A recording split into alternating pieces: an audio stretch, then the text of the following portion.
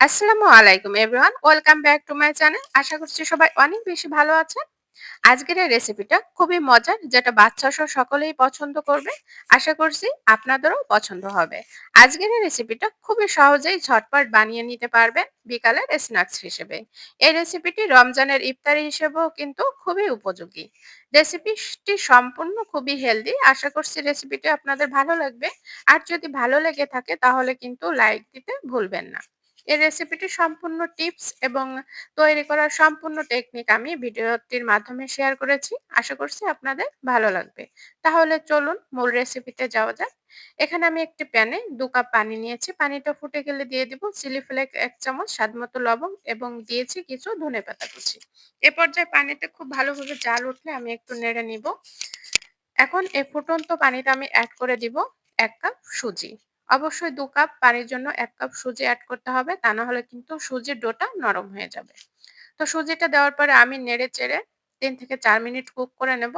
এতে করে কিন্তু সুজির সুন্দর একটা শক্ত ভাব চলে আসবে।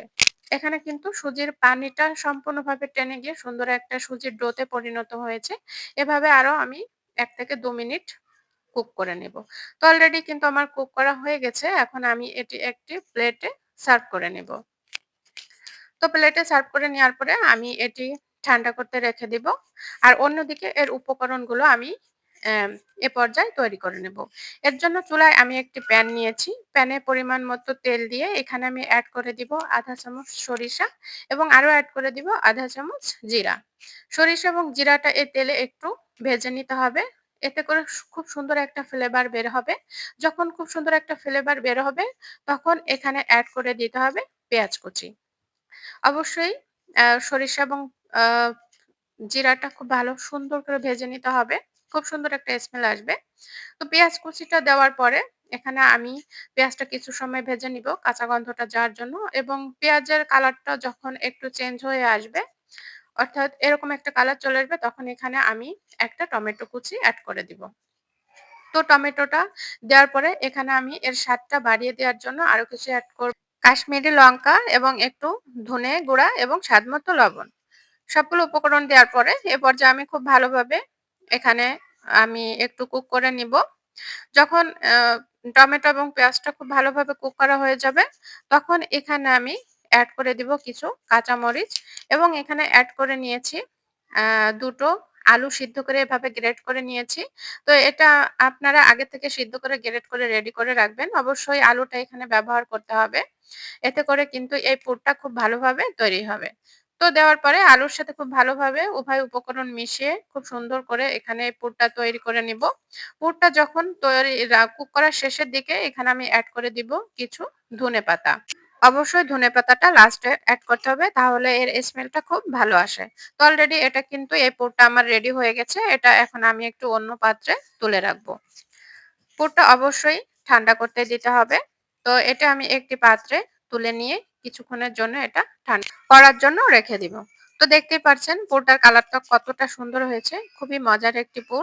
এটাই এই রেসিপির মূল উপকরণ। অবশ্যই এটা যত্ন সহকারে এটি তৈরি করে নেবেন। তো এই পুরটা তৈরি করা হয়ে গেছে। এখন এ পর্যায়ে আমি হাতের তালুতে কিছু তেল এভাবে ম্যাসাজ করে নিয়েছি এবং এ পর্যায়ে সুজির কিছু অংশটা আমি হাতের মাধ্যমে এভাবে চেপে গোল করে আমি একটু চ্যাপ্টা করে তৈরি করে নিব।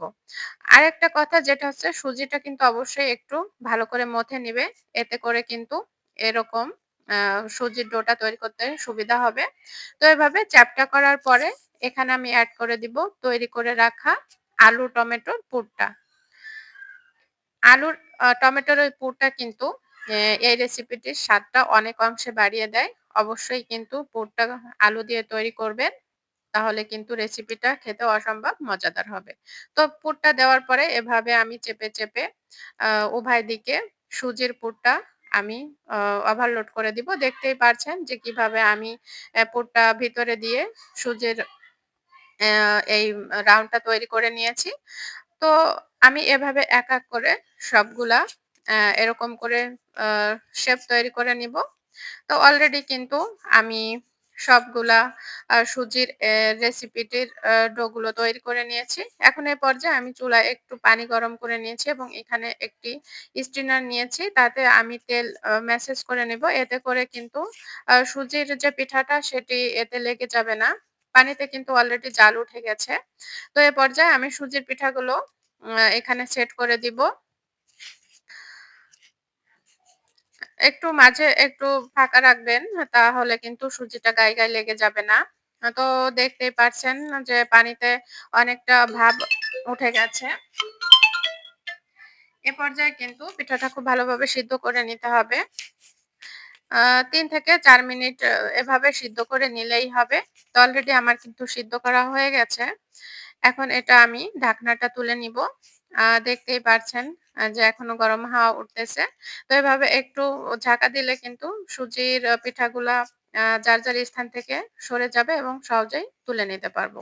এক্ষেত্রে আমি চুলায় একটি প্যান নিয়ে কিছু পরিমাণ তেল নিয়ে তেলটি গরম হলে এখানে এড করে দিয়ে দিব সিদ্ধ করা সেই সুজির পিঠাগুলো।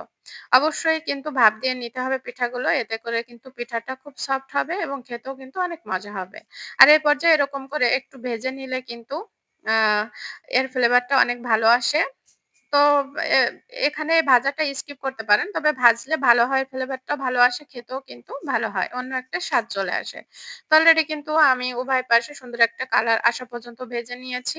তো এখন আমি আপনাদের একটু পরিবেশন করে দেখাচ্ছি যে কতটা সুন্দর হয়েছে পিঠাগুলো। আশা করছি আপনাদের ভালো লাগছে। আর যদি ভালো লেগে থাকে তাহলে কিন্তু আমার ভিডিওটি লাইক দিবেন এবং যারা নতুন আছেন আমার চ্যানেলটি সাবস্ক্রাইব করে আমার পাশেই থাকবেন। তো আমার রেসিপিটি কেমন হয়েছে অবশ্যই কিন্তু কমেন্ট বক্সে জানাবেন। আজ এ পর্যন্ত সবাই অনেক বেশি ভালো থাকবেন এবং সবার জন্য অনেক বেশি শুভকামনা রইল। আল্লাহ হাফেজ।